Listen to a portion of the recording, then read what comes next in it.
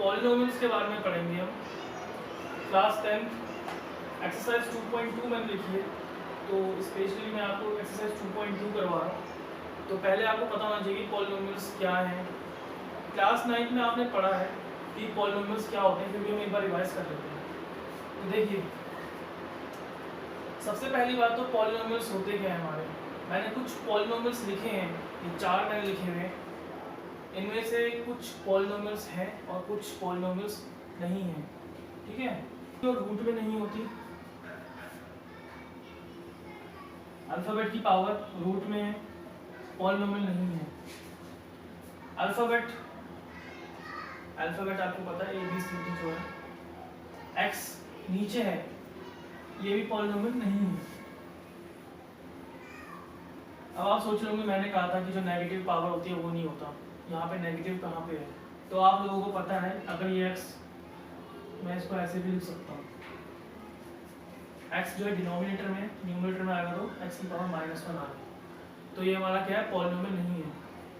तो यहाँ पे हम देखते हैं ये हमारा पॉलिनोमियल है और ये हमारा पॉलिनोमियल है x² - 2x - 8 t² - 15, ये भी पॉलिनोमियल है हमारे, ठीक है। तो अगर पावर आपकी 1 2 3 4 5 6, मतलब कि मैं बोल दूं अगर सीधी तरीके से नेचुरल नंबर है पावर, तो आपका पॉलिनोमियल है वो। आगे देखते हैं, पॉलिनोमियल तो मैंने आपको बता दिया, और ये बात तो आपसे पूछेगा नहीं 2.2 में। 2.2 में आपका क्वेश्चन किस तरीके का आएगा, आपको ये पॉलिनोमियल्स दे दिए उसने, ठीक है। ये 2 क्वेश्चंस मैंने आपको 2.2 से ही लिए एनसीईआरटी में से। तो देखते हैं, इसे करते हैं। सबसे पहली बात तो मैं आपको 2 चीजें बताना चाहूंगा। 9th क्लास में आपने पढ़ा है जीरोस के बारे में, और एनसीईआरटी में 10th क्लास में चैप्टर 4 में आपने पढ़ा है रूट्स के बारे में। कंफ्यूजन क्या होती है कि कभी कभार वो बोलते हैं कि फाइंड द जीरोस, कभी बोलते हैं कि फाइंड द रूट्स, ठीक है। Find the zeros of the equation, find the roots of the equation, इस तरीके से बोल देते हैं। और कंफ्यूजन क्या होती है कि इक्वेशन सेम दे देंगे दोनों में, दोनों क्वेश्चन में इक्वेशन सेम दे देंगे और बोल देंगे रूट्स निकालो, जीरोस निकालो। कोई कंफ्यूज होने की जरूरत नहीं है आप लोगों को, दोनों का मतलब सेम है, ठीक है। हमें निकालना क्या है, हमें x की वैल्यू निकालनी है बस। इसमें जो हमारी x की वैल्यू निकलती है ना सॉल्व करने के बाद, वो हमारे जीरोस होते हैं। और इसमें जो हमारी x की वैल्यू निकलती है 4th चैप्टर में, उसे ये रूट्स बोल देते हैं। आपको सिर्फ ध्यान ये रखना है कि आपको x की वैल्यू निकालनी है। निकालने का तरीका क्या है, अब 4th चैप्टर में आपको पता है कि आपके बहुत सारे फॉर्मूले लगते हैं, फैक्टराइजेशन करते हैं, आपको पता है कि आपका क्वाड्रेटिक फॉर्मूला है। इस तरीके से आप जो है x की वैल्यू निकालते हो 4th चैप्टर में। इसमें भी आप ऐसे भी निकाल सकते हो, लेकिन 2.2 में एक इसका तरीका है निकालने का, फैक्टराइजेशन। 2.2 में फैक्टराइजेशन की बात करेंगे, ये बात ध्यान रखना आप लोग।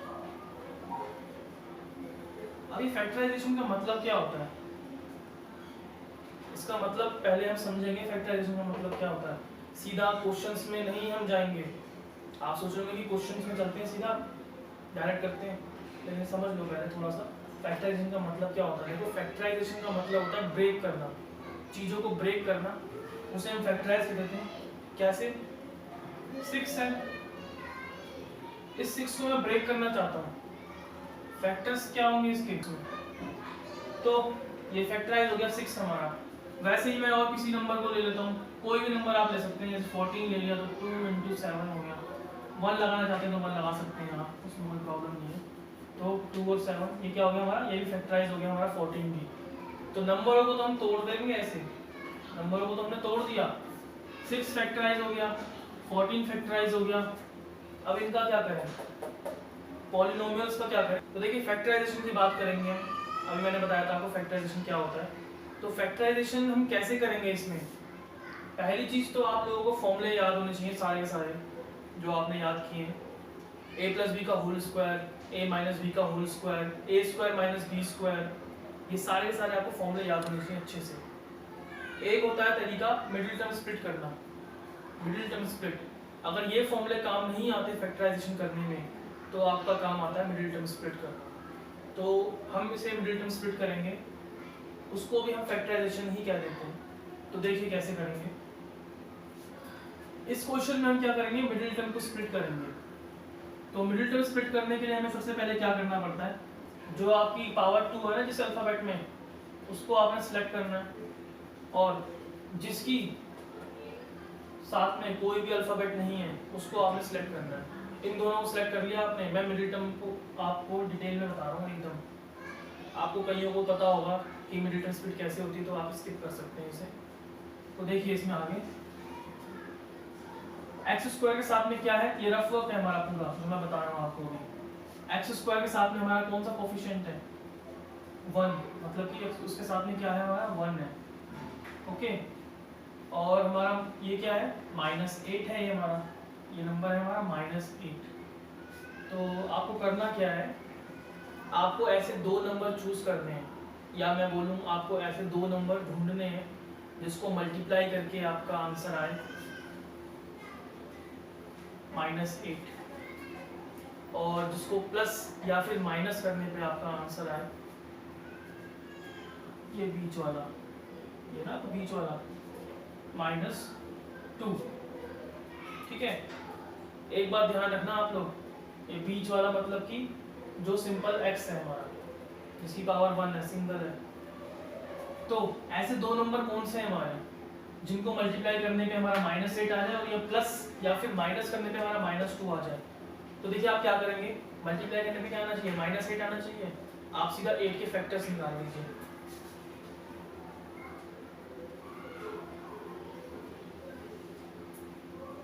एट के फैक्टर्स आ गए, 2 2 2।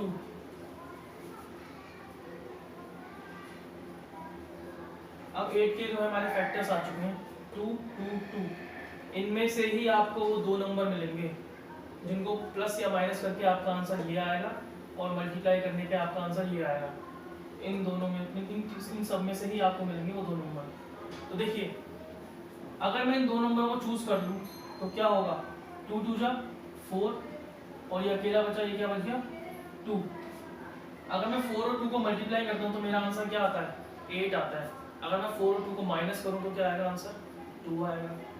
देखिए आगे ना, मल्टीप्लाई करूँगा तो 8 और माइनस करूँगा तो 2। माइनस वैल्यू है यहाँ पे, माइनस वैल्यू है वो मुझे पता है। अभी हम देखते हैं, मैनेज करते हैं कि इनके साइन किस तरीके से चेंज करें ताकि हमारा -8 आए और यहाँ पे -2 आए। ये बात ध्यान रखनी है आपको। देखिए अब अगर मैं 4 × 2 करूं तो मेरा आंसर तो सीधी सी बात है कि 8 आएगा। प्लस का 8 आ रहा है, माइनस का 8 थोड़ा ना आ रहा है। तो देखिए आपको साइन थोड़े चेंज करने पड़ेंगे। 2 नंबर हमें मिल चुके हैं 4 और 2। अब हमें क्या करना है, इनके साइंस डिसाइड करने क्या लेंगे हम।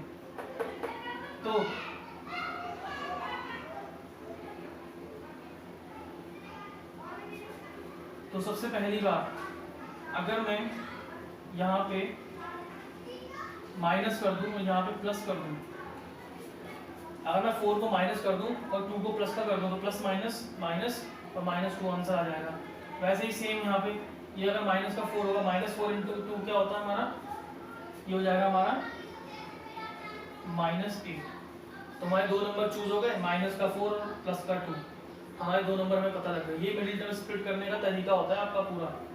अगर आपकी प्रैक्टिस हो गई, ये आपको ज़्यादा टाइम लगेगा सोचने में। तो -4 और 2 आपके 2 नंबर हैं जो आपने चूज किए हैं। तो यहाँ पे आपको देखो क्या करना है, x² को आपने सेम का सेम लिखना है। -8 जो है आपका, वो भी आप सेम का सेम लिखोगे। बीच में जगह छोड़ी है मैंने वो इसलिए छोड़ी है क्योंकि इसकी जगह पे इस नंबर को आपने रिप्लेस करना है किससे, -4 से, और प्लस का 2 आना है आपको यहाँ पे। -4 x देना इसके साथ में, जो भी अल्फाबेट है यहाँ पे, और यहाँ पे +2 इसे भी x देना। क्लियर है। उसके बाद आपको कॉमन लेने हैं, कॉमन, इन दोनों से कॉमन, इन दोनों से कॉमन। इन दोनों में कॉमन क्या आ रहा है, x आ रहा है, तो x कॉमन आ गया। यहाँ पे आ जाएगा x - 4। इन दोनों में से कॉमन क्या आ रहा है, प्लस में 2 कॉमन आ रहा है, x - 4। अब ये चीजें भी एक हमारी दो चीजें हैं, इन दोनों में से भी कुछ कॉमन आ रहा है आपका, x माइनस फोर कॉमन, बचा क्या फिर अंदर x प्लस 2।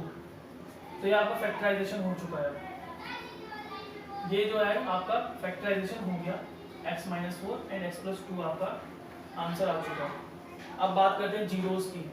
आपका जो 2.1 में है, 2.2 में है, उसमें बोला find the zeros and the relation between the coefficients. तो देखिए जीरोस निकालने ना आपको, मतलब कि आपको x की वैल्यू निकालनी, जो मैंने आपको शुरुआत में ही कहा था। तो x की वैल्यू निकालने के लिए आप क्या करोगे, यहाँ पे x माइनस 4 है ना, तो इसका मतलब x की वैल्यू क्या हो जाएगी हमारी, ऑटोमेटिकली जीरो हमारा क्या हो जाएगा 4, और यहाँ पे -2। आप ऐसे भी कर सकते हो, इस तरीके से आया ये कि इसको 0 के बराबर पुट कर दिया और ये वहाँ जाके -2 हो गया, इसको 0 के बराबर पुट कर दिया और वहाँ जाके ये प्लस का 4 हो गया। ठीक है, तो आपकी दो वैल्यू आ गई x की, एक आ गई x की वैल्यू 4 और एक आ गई x की वैल्यू -2। इस तरीके को हम बोल देते हैं फैक्टराइजेशन मेथड है बाय मिडिल टर्म स्प्लिट। और ये जो वैल्यूज आई हैं ये हमारी क्या हो गई, zeros of this polynomial, relationship between coefficients and the zeros. तो देखिए कोफिशिएंट्स क्या है हमारे, इसके साथ में जो चीज होगी ना, नंबर होगा हमारा, वो कोफिशिएंट है इसका। इसके साथ में क्या है, कुछ भी नहीं है, तो इसका मतलब 1 कोफिशिएंट है। तो मैं a ले लेता हूँ 1, b ले लूंगा मैं जो x के साथ में कोफिशिएंट है, वो क्या है हमारा -2, और c हमारा हो जाएगा -8। तो a b c की वैल्यू मुझे पता लग चुकी है। अब हम बात करते हैं कि रिलेशनशिप कैसे दिखाएं हम इनका। देखिए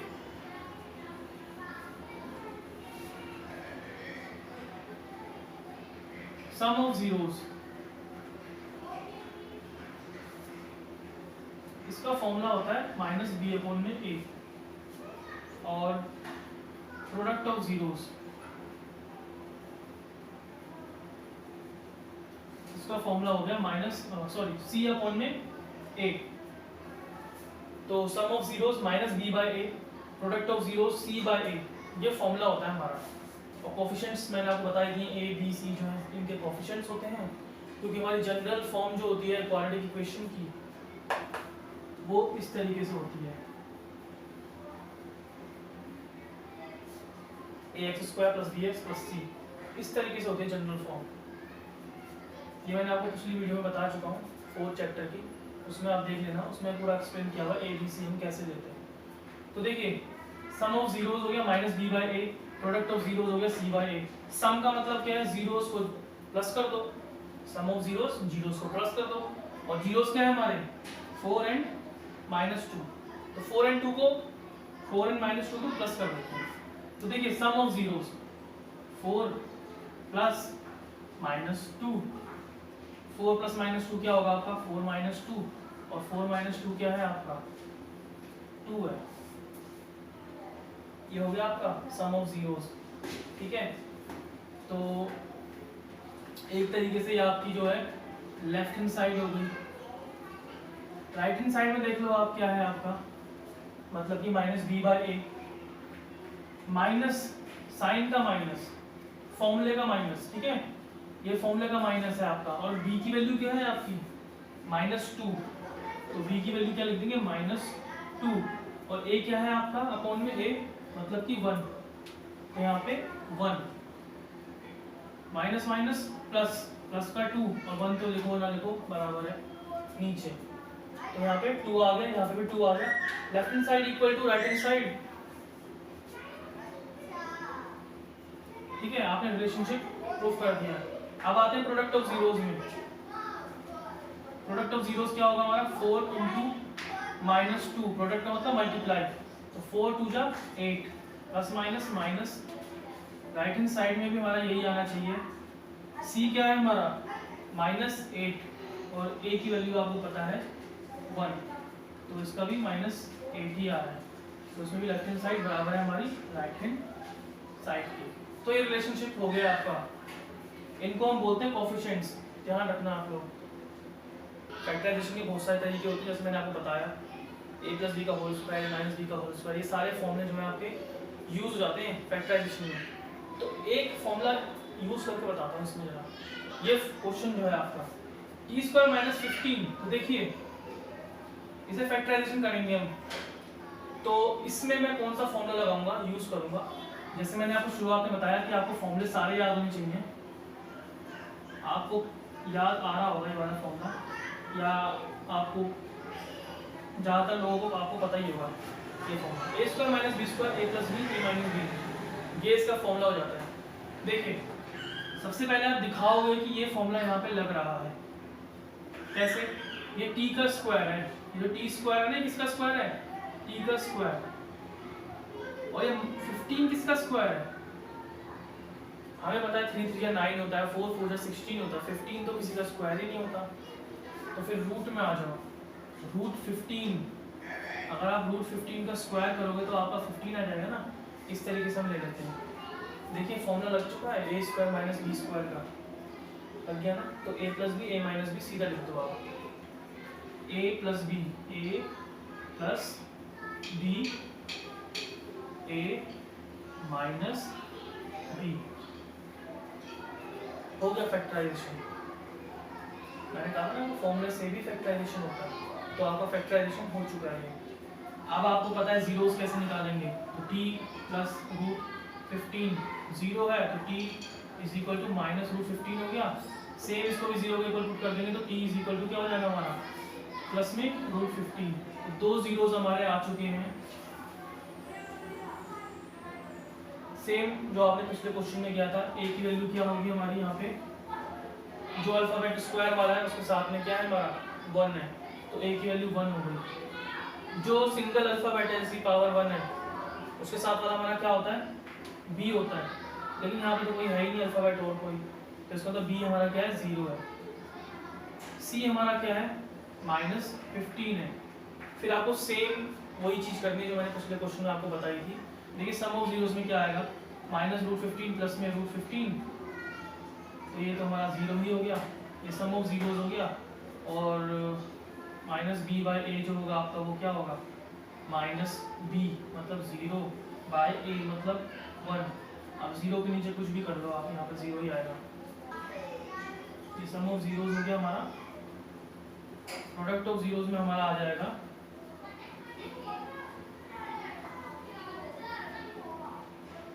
माइनस में रूट 15 मल्टीप्लाई रूट 15, और वो क्या होगा हमारा माइनस 15, रूट 15 इंटू रूट 15 15 हो गया, और प्लस माइनस माइनस हो गया। अब ऐसे ही आप c बाई ए करोगे तो क्या आएगा, c हमारा माइनस 15 है और आपको पता है a क्या है, a 1 है, तो आपका यहाँ पे left hand side equal to right hand side होगा। ओके दैट्स इट, आज की वीडियो में इतना।